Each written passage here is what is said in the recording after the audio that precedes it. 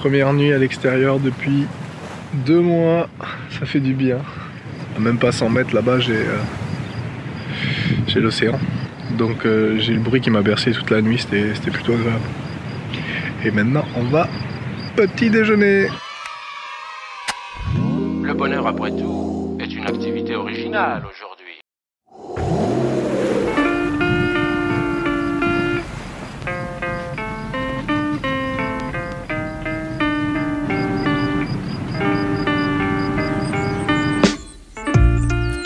Là on va pouvoir commencer à bosser. Je vais te montrer comment je fais les préparations pour les vidéos. Et pendant ce temps-là, j'ai mis une batterie de l'appareil à recharger pour pouvoir continuer à filmer. Bon, bah c'est parti. Bienvenue dans les coulisses. Là, tu vois, je suis en plein chantier pour une vidéo et je vais te montrer un petit peu comment ça se déroule. En gros, il y a la phase d'écriture, là où j'en suis, la pré-production, le tournage bien sûr, la post-production, dont le montage fait partie, la publication et l'archivage. Donc là, j'ai écrit que les grosses phases et pour m'y retrouver, hop, j'ai un petit triangle rouge qui est collé avec de la pâte à fixe que je déplace au fur et à mesure. En fait. Bon, là, tu vois, j'ai déjà fait quelques étapes. Par exemple, pour le titre et la miniature, le titre de la vidéo, ça sera « Les cadeaux et les pièges de la solitude ». Le vomito ensuite. Alors le vomito c'est quoi? C'est pour casser la page blanche, j'écris tout ce qui me vient en tête suite à ce titre là. Voilà, là c'est 2 pages de beau vomito.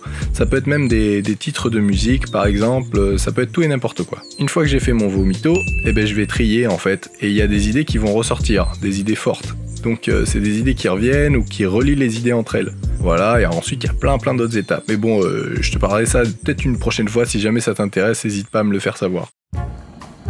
J'ai trouvé ça tout à l'heure et je trouvais ça marrant. Pour éviter que ta casserole déborde, tu vois, là, elle est vraiment en ébullition, elle est sur le point de déborder.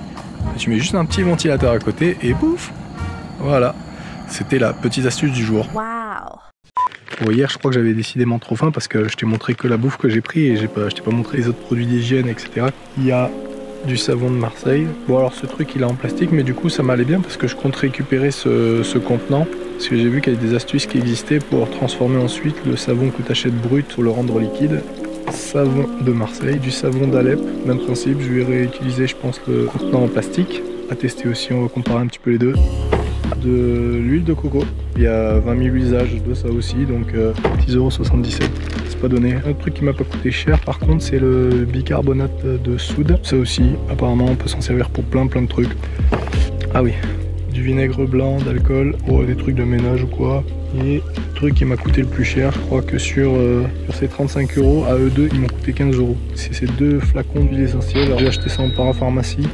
Et c'est vraiment une blinde. J'ai pris menthe poivrée pour me faire une espèce de dentifrice. Et citronnelle, bon, parce que bah, ça sentait bon quoi. Je me suis dit pour le linge ou quoi, ça peut être pas mal. Affaire à suivre. J'en suis à mon 3e jour d'autonomie. J'essaye de reprendre en parallèle de ça les entraînements, me remettre en forme pour la randonnée du mois de juillet. Bon ben c'est parti. Ah,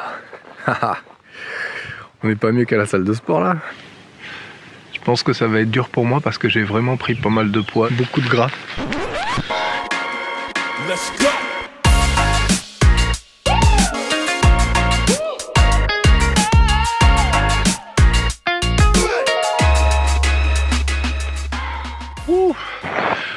Eh ben c'est pas fou. Bon maintenant, les allers-retours sur le terrain de basket.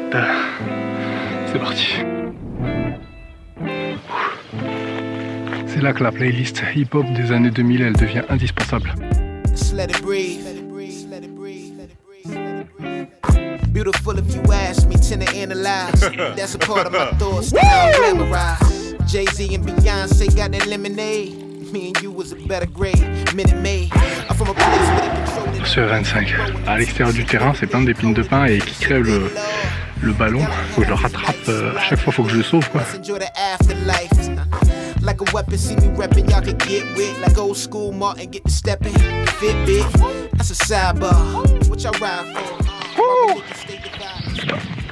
Oh 11-19 pour en faire 25 du coup. Hein.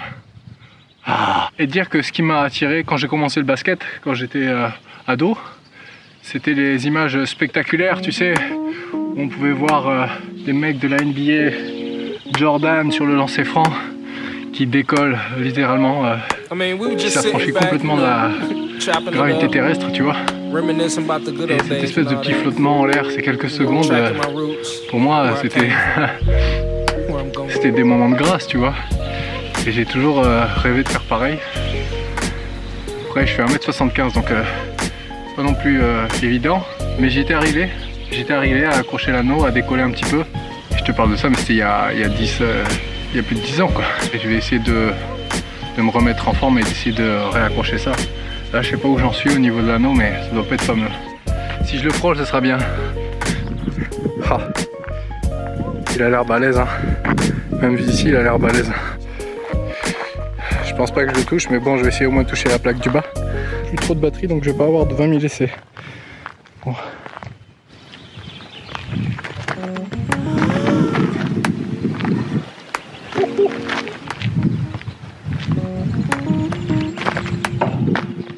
Ah ouais c'est timide hein. Je touche ça de la planche quoi. On est encore loin. C'est pas grave hein. On va grappiller un petit peu chaque. Allez, on continue, on s'arrête pas. It's not about the destination. It's all about the journey. It's all about the journey, baby.